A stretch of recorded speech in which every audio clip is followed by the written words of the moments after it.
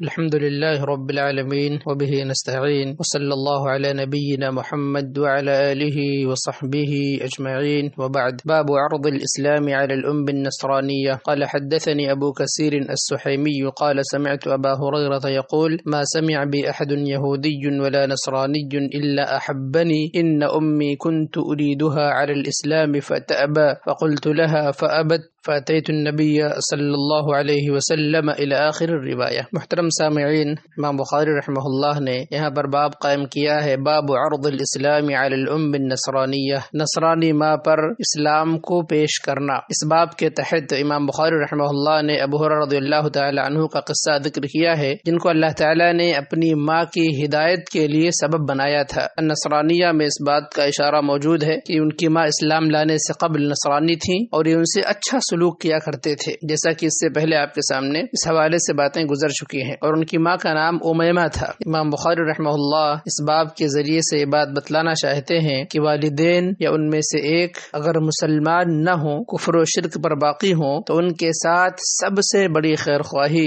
نیکی اور بر یہ ہے کہ ان کے اسلام کے لیے کوشش کی جائے، ان پر اسلام کے محاسن کو، اسلام کی خوبیوں کو پیش کیا جائے تاکہ وہ اسلام کی طرف مائل ہو سکیں. اسلام سے متعلق ان کے شکوک و شبہات کو دور کیا جائے اور ان پر اسلام کو بار بار پیش کیا جائے اور ساتھ ہی ان کے لیے ہدایت کی دعا کی جائے. ابو کثیر السحیمی کہتے ہیں میں نے ابو ہریرہ رضی اللہ تعالی عنہ کو فرماتے ہوئے سنا، آپ فرماتے ہیں ما سمع بی احد یہودی ولا نصرانی الا احبنی، کہ میرے بارے میں جس کسی یہودی و نصرانی کو علم ہوا اس نے مجھ سے محبت کی. بعض روایتوں کے الفاظ ہیں ما سمع بی مسلم، جس کسی مسلمان نے میرے بارے میں سنا، اور وجہ یہ ہے کہ اللہ کے نبی صلی اللہ تعالی علیہ وسلم نے انہیں دعا دی تھی. فرماتے ہیں ان امی کنت اریدها علی الاسلام فتأبى، میں چاہتا تھا کہ میری ماں اسلام قبول کر لے اور میں نے ان پر اسلام کو بار بار پیش کیا لیکن وہ ہمیشہ انکار کرتی تھی. بلکہ صحیح مسلم کے الفاظ سے پتہ چلتا ہے کہ ان کی ماں نے اللہ کے نبی صلی اللہ علیہ وسلم کو برا بھلا کہا. ابو ہریرہ رضی اللہ تعالی عنہ یہ بات سن کر بہت غمگین ہو گئے، لیکن انہوں نے صبر سے کام لیا. اس میں دعات کے لیے اسوہ اور نمونہ موجود ہے کہ دعوت اللہ کا یہ جو راستہ ہے یہ کانٹوں بھرا ہے، اس میں صبر کی اشد ضرورت ہے. فأتيت النبي صلی اللہ علیہ وسلم فقلت ادعو اللہ لها فدعا فأتيتها وقد اجافت عليها الباب فقالت يا ابا هريرة اني اسلمت. صحابی رسول خود بھی دعا کرتے تھے ماں کے لیے، لیکن جب دیکھا کہ ماں کا معاملہ مشکل ہوتے جا رہا ہے تو اللہ کے نبی صلی اللہ علیہ وسلم کے پاس آئے اور ماں کی ہدایت کے لیے دعا کی درخواست کی، کیونکہ ہدایت دینے والی ذات تو صرف اللہ رب العالمین کی ہے. اللہ کے نبی صلی اللہ علیہ وسلم سے کہا کہ آپ میری ماں کے لیے دعا کریں. اللہ کے نبی صلی اللہ علیہ وسلم نے دعا فرمائی. دعا فرمانے کے بعد جب یہ گھر آتے ہیں فاتیتوها وقد اجافت علیہ الباب، ماں نے دروازہ بند کر رکھا تھا. اور بعض روایتوں سے معلوم ہوتا ہے کہ ماں غسل کر رہی تھی. غسل سے فارغ ہو کر ماں جب باہر آتی ہے تو کہتی ہے ابا ہریرہ انی اسلمت، اے ابو ہریرہ رضی اللہ تعالی عنہ میں نے اسلام قبول کر لیا ہے. یہ چیز نبوت کی نشانیوں میں سے ہے کہ یہاں نبی صلی اللہ علیہ وسلم نے دعا فرمائی اور وہاں پر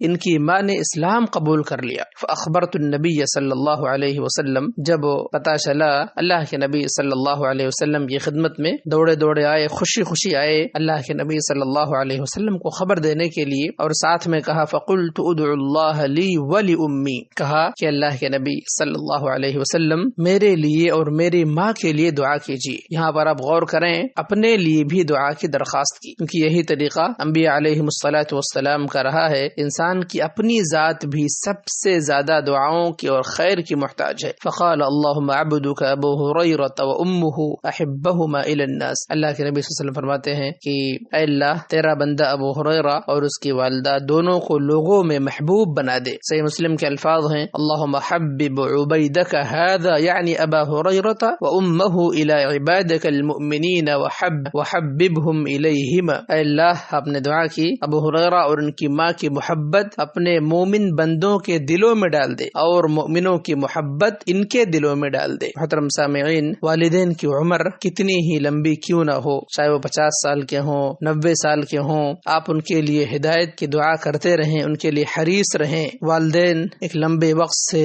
بدعات کے اندر گرفتار ہیں، بڑے گناہوں میں ملوث ہیں، کوئی بات نہیں، آپ ان کے لیے جد و جہد کرتے رہیں، کوشش کرتے رہیں، اچھے اسلوب کے ساتھ، نرمی کے ساتھ، پست آواز کے ساتھ انہیں حق کی طرف بلاتے رہیں اور ان کے لیے دعا کرتے رہیں، دعا کرتے رہیں۔ یہ ہمیں صحابہ رسول کے عمل سے پتہ چلتا ہے۔ امام ابن کثیر رحمۃ اللہ علیہ نے ایک واقعہ ذکر کیا ہے اور اس کی سند کو حسن کہا ہے کہ ایک انسان اونٹنی پر سوار ہو کر اللہ کے نبی صلی اللہ علیہ وسلم کے پاس آتا ہے اور اللہ کے نبی صلی اللہ علیہ وسلم اس پر دینی تعلیمات کو پیش کرتے ہیں۔ آپ نے کہا کہ تم اقرار کرتے ہو کہ اللہ ہی عبادت کے لائق ہے اور محمد اس کے بندے اور رسول ہیں، کیا تم اقرار کرتے ہو؟ اس نے کہا ہاں میں اقرار کرتا ہوں۔ صرف یہ جملہ اس نے ادا کیا اور اس کے بعد اس کا انتقال ہو گیا۔ اللہ کے نبی صلی اللہ علیہ وسلم نے اس کی پھر مدح فرمائی۔ اسی طرح سے ہمارے بعض مشائخ نے ذکر کیا ہے کہ ایک بوڑھی عورت جو عمر کے اخیر مرحلے کو تھی، 90 سال کی تھی، برابر کوشش جاری تھی، اس پر اسلام کو پیش کیا جا رہا تھا، وہ ہدایت کی طرف مائل نہیں ہو رہی تھی، اور ایک اخیر عمر میں بالکل جب وہ موت سے قریب ہوئی، اللہ تعالیٰ نے اسے ہدایت دی۔ وفات سے 3 دن قبل اس نے کلمے کا اقرار کیا اور 3 دن کے بعد وہ فوت ہو گئی۔ تو مقصود یہ ہے کہ والدین اگر مسلمان نہیں ہیں، مشرک ہیں، ان کے لیے کوشش کی جائے، ان پر اسلام کو احسن طریقے سے، اچھے طریقے سے پیش کیا جائے، اسلام کے محاسن بیان کیے جائیں اور اسلام سے متعلق ان کے شکوک و شبہات اگر ہیں تو اس کو دور کیا جائے۔ اسی طرح سے اگر آپ کے والدین بدعات کے اندر، خرافات کے اندر، بڑے گناہوں کے اندر ملوث ہیں